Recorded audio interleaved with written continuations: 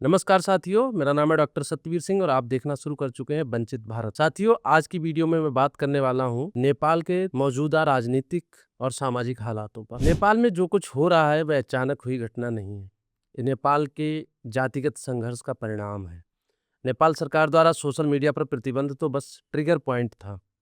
दरअसल ये सारा मामला तो जातियों के संघर्ष का था, जो ब्राह्मण और गुरुंग मधेसिया के बीच के संघर्ष के रूप में परिणित हुआ है।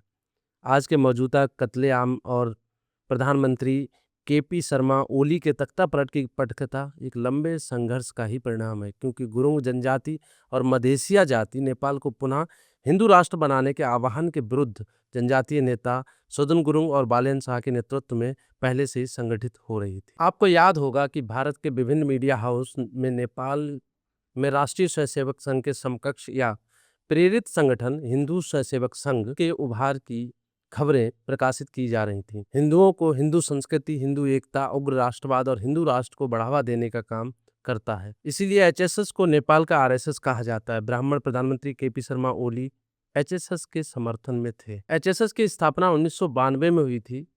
यह नेपाल में आरएसएस की विचारधारा को फैलाने के लिए शुरू किया गया था, जब नेपाल आधिकारिक रूप से हिंदू राष्ट्र था और आरएसएस के स्वयंसेवकों ने इसकी शुरुआत में महत्वपूर्ण भूमिका निभाई थी। नेपाल में एचएसएस का ठीक वही पैटर्न रहा है जैसे भारत में राष्ट्रीय स्वयंसेवक संघ का, मगर एचएसएस का दुर्भाग्य यह है कि नेपाल में मुसलमान मात्र 5.09% ही हैं, जो पूरे नेपाल में न फैलकर नेपाल के कुछ तराई क्षेत्रों जैसे रौतहट, पर्सा, बारा, बांके में ही रहते हैं। दूसरे यह है कि नेपाल में कभी मुगल शासक नहीं रहे, जिससे इतिहास को तोड़ मरोड़ कर नेपाली लोगों को सांप्रदायिक जहर नहीं परोसा जा सकता। तीसरे, पाकिस्तान से उसका दूर दूर तक संबंध नहीं है।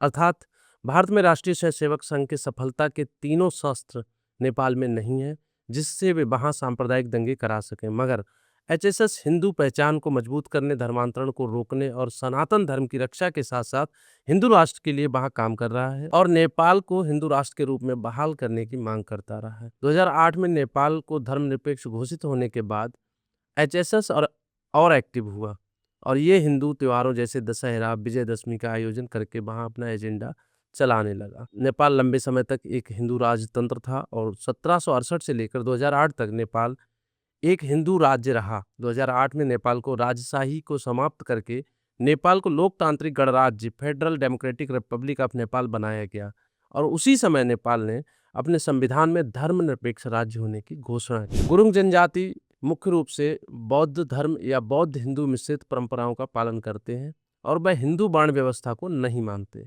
नेपाल में मात्र 14% नहीं 2% है और ये जाति समुदाय पूर्वी नेपाल और भारतीय सीमा के निकट रहता है। इसी गुरुंग जाति के 36 वर्षीय युवा सुदन गुरुंग नेपाल के एक प्रमुख युवा कार्यकर्ता, उद्यमी और गैर सरकारी संगठन यानी एनजीओ हामी नेपाल के संस्थापक हैं। इसकी स्थापना उन्होंने 2020 में की। सुदन गुरुंग को युवाओं की आवाज़ के रूप में जाना जाता है। वह युवा पीढ़ी के मुद्दों जैसे बेरोजगारी, भ्रष्टाचार और अभिव्यक्ति की स्वतंत्रता पर फोकस करते रहे हैं।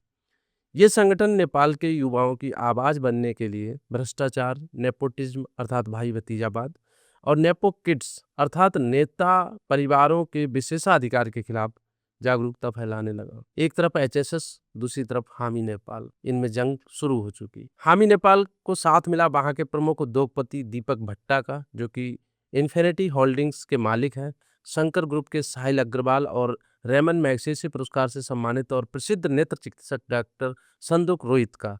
और आंदोलन ने गति पकड़ ली और ट्रिगर पॉइंट मिला नेपाल में सरकार द्वारा 4 सितंबर 2025 को फेसबुक, व्हाट्सएप, ट्विटर, यूट्यूब सहित 26 सोशल मीडिया प्लेटफॉर्म पर प्रतिबंध लगाना। सरकार का तर्क था कि इन प्लेटफॉर्म्स ने नेपाल के नियामक प्राधिकरण के साथ रजिस्ट्रेशन नहीं किया। प्रतिबंध से युवाओं की कमाई बंद होने का खतरा महसूस हुआ और इसका व्यापक विरोध शुरू हो गया। ऐसी संभावना है कि ये अमेरिका की एजेंसी CIA के दखल से ही शुरू हुआ, क्योंकि डॉक्टर संदुक रोहित को नेपाल में CIA का एजेंट ही कहा जाता है।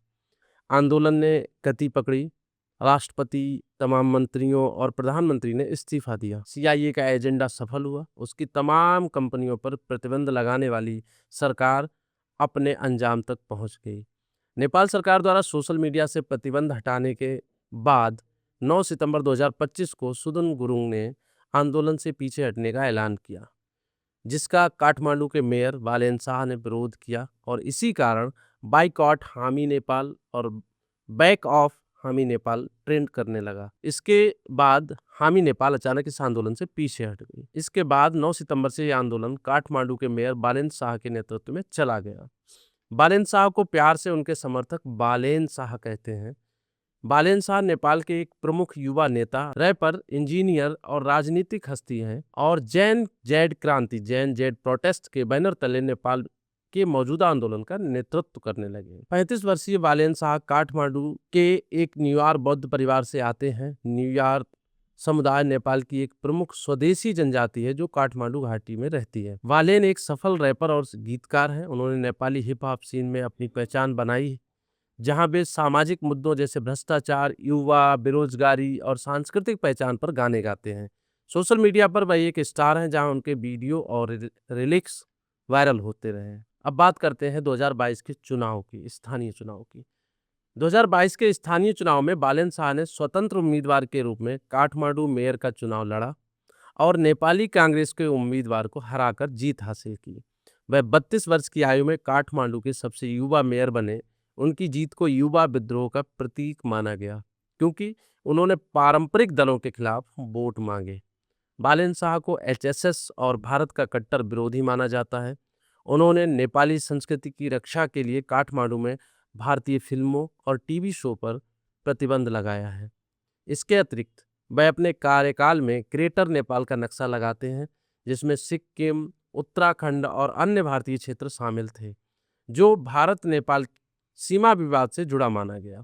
बालेन शाह को अमेरिका का मोहरा कहा जाता है और अमेरिकी राजदूत डीन आर थॉम्पसन से उनके गहरे संबंध रहे हैं। नेपाल सरकार द्वारा सोशल मीडिया प्लेटफॉर्म पर प्रतिबंध लगाने के बाद शुरू हुए युवा आंदोलन में हामी नेपाल के पीछे हटने के कारण बालेन शाह ने प्रदर्शनकारियों का समर्थन किया और काठमांडू में सड़कों पर उतरे और छात्रों के साथ खड़े दिखे। उन्हें अब नेपाल के अगले प्रधानमंत्री के रूप में देखा जा रहा है, हालांकि ये सफल होता नहीं दिख रहा, जिसमें एचएसएस पर प्रतिबंध लगाने की संभावना जताई जा रही है। मतलब कि भारत का एक और पड़ोसी उसका दुश्मन होने जा रहा है और प्रधानमंत्री नरेंद्र मोदी बस नेपाली में ट्वीट कर रहे हैं, जबकि ऐसी स्थिति में तो इंदिरा गांधी ने पाकिस्तान में हस्तक्षेप करके उसके 2 टुकड़े कर दिए थे। हिंदू राष्ट्र की बात करने वाले मंत्री की हत्या कर दी गई। गोली चलाने का आदेश देने वाले की हत्या कर दी गई।